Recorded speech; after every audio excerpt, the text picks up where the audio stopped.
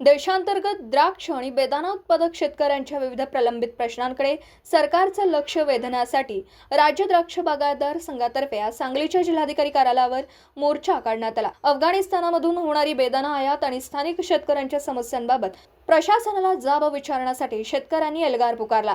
चीनी बेदाण्याची चोरून तस्करी करणाऱ्या तस्करांवर मोक्का लावावा, सदरचा बेदाणा विक्री करणाऱ्यांवर कारवाई करावी अशी मागणी यावेळी करण्यात आली।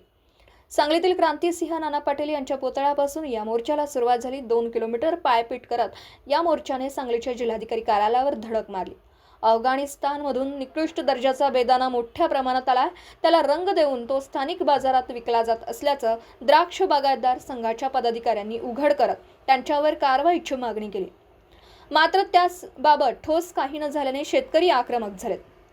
भाऊसाहेब फुंडकर फळबाग लागवड योजनेत द्राक्ष पिकाचा समावेश करावा, तसेच नॅशनल हॉर्टिकल्चर बोर्डाच्या योजनेत लाभ मिळवण्यासाठी असलेल्या जाचक-अटी रद्द करून शेतकऱ्यांना थेट फायदा मिळवून द्यावा, शेतकऱ्यांना सरसकट कर्जमाफी मिळावी अशी मागणी यावेळी करण्यात आली। यामध्ये जिल्ह्यातील हजारो द्राक्ष उत्पादक शेतकरी सहभागी झाले। माझं नाव मारुती चव्हाण, मी महाराष्ट्र राज्य द्राक्ष बागायतदार संघाचा उपाध्यक्ष आहे। आज आम्ही गेल्या 6 महिन्यापूर्वी 6 ऑगस्टला आम्ही मोर्चा काढला होता ह्याच प्रश्नावर आणि अफगाणिस्तानच्या बेदाण्याला आयात कर लागावा, चीनची चुरट्या आयात थांबवावी बेदाण्याची, ह्या अशा मागण्यांसाठी मोर्चा काढला होता। परंतु शासनानं त्या मागणीकडे काही लक्ष दिलं नाही आणि पुन्हा आणखी व्यापाऱ्याने हा बेदाणा आणून ह्या बाजारात 10 किलोच्या बॉक्समध्ये आणला बेदाणा परदेशी, आणि तो बेदाणा वॉशिंग करून कलर मारून निकृष्ट दर्जाचा तो बेदाणा भरला इंडियन बॉक्समध्ये। आणि असं इंडियाच्या बेदाण्याचं नाव खराब करायचं काम ह्या मंडळीने केलं, म्हणून आम्हाला धाड टाकावी लागली की बाबा ही निदर्शनास आणून द्यावं लागलं की बाबा असं घडायला लागले आणि आपल्या इंडियन बेदाण्याचं नाव खराब व्हायला लागले। कारण ही एक मोठी इंडस्ट्री आहे, ह्याच्यात आम्ही हा बेदाणा जप्त करावा, तो बेदाणा प्रशासनानं लवकरात लवकर जप्त करून दुसरी आमची मागणी अफगाणिस्तानच्या बेदाण्याला आयात कर लावावा, त्याशिवाय या चोऱ्या थांबणार नाहीत। आणि अफगाणिस्तानचाच बेदाणा उत्पादन कमी होतंय, परंतु आयात तिकडनं जास्त होत्या, म्हणजे इराण, इराक, तुर्कस्तान, चीनचा बेदाणा अफगाणिस्तानच्या नावानं बॉक्समध्ये भरून इकडे येतो।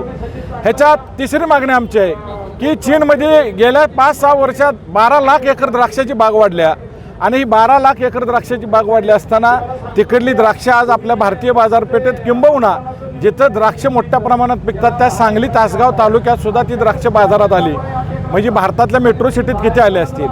ही द्राक्षाच्या चीनच्या द्राक्षाला केंद्र शासनानं आयात कर जो 30% आहे तो 100% केला पाहिजे, अन्यथा भारतीय द्राक्ष शेती पुन्हा मोडकळीस येईल चीनच्या ह्या कारनाम्यामुळं। आणि ह्याच्यावर सरकारनं खरोखर ह्या 2 गोष्टी तर पहिल्या प्राधान्याने घ्याव्यात।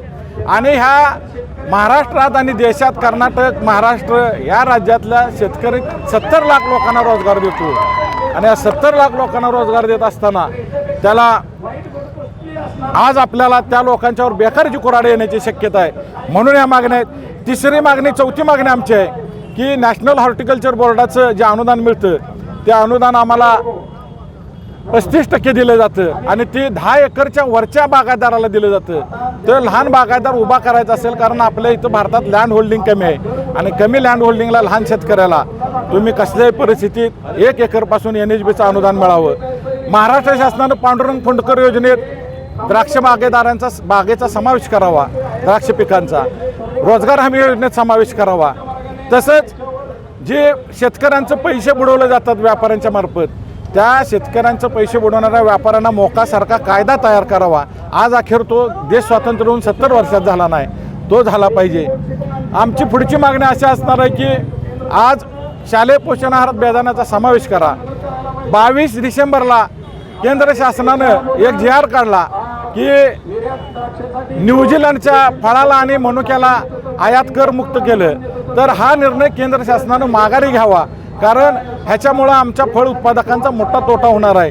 हा सुद्धा न्यूझीलंडच्या येणाऱ्या फळाला, मनुक्याला आयात कर 100% लावावा, त्याशिवाय आपला फळ बागायतदार, द्राक्ष बागायतदार ह्या महाराष्ट्रातला वाचणार नाही। काय केलं तुम्ही या सगळ्या मागण्यांच्यासाठी आज काय केलं? मागण्या मान्य झाल्या नाही तर तुम्ही काय करणार आहात? आम्ही मागण्या जर मान्य नाही झाल्या तर पुढच्या वेळेला आम्ही बायका पोरं घेऊन रस्त्यावर उतरू. आम्ही अजून ह्याच्यावर मोर्चाची तीव्रता वाढवू. दाढी टाकू. आम्ही जर ह्या बेदाना जर या लागला असा चोरीच्या मार्गानं तुम्ही लिगली आणताय तर मग हे लिगली आणून आमच्या इंडियन बॉक्समध्ये का भरता? हा लिगली आणताय ना, तुमच्या ब्रँडनं विका ना बाजारात, पण तुम्ही इंडियन बॉक्समध्ये भरून ह्या मार्केट कमिट्यात लावता. ह्या मार्केट कमिट्या इथल्या शेतकऱ्यांचा माल सौद्याला लावण्यासाठी आहेत, परदेशाचा माल सौद्याला लावण्यासाठी नाहीत. ह्याचा सुद्धा व्यापाऱ्याने विचार करावा आणि सरकारने ह्याच्यावर निर्बंध आणावेत. 5 वर्ष कोरोनाच्या काळात हे जर मागण्या मान्य झाल्या नाही तर पुढचं पाऊल काय असणार तुमचं? आमचं पुढचं पाऊल, आमचा संघर्ष अजून तीव्र करू. आम्ही लोकशाही मार्गानं आंदोलन करू. वेळ पडली तर सगळं आम्ही मंत्रालयावर धडक टाकू. आम्ही थांबणार नाही, कारण ह्यात आमचे पोरं बिरं, आम्ही तरुण पोरं ह्या उद्योगात उतरवलेत आणि हा उद्योग जर मोडकळीस आला तर आज एका बाजूला बॅटरीवरच्या गाड्या आल्यामुळं मेकॅनिकल इंजिनियरला काम नाही, AI टेक्नॉलॉजी आल्यामुळं जे आज या IT क्षेत्रात काम करणाऱ्या पोरांच्या कुऱ्हाड कोसळणार आहे. ह्या लोकांच्या बेकारी हटवायची असेल तर आम्हाला आमच्या पोरांना ह्या उद्योग टिकवलाच पाहिजे.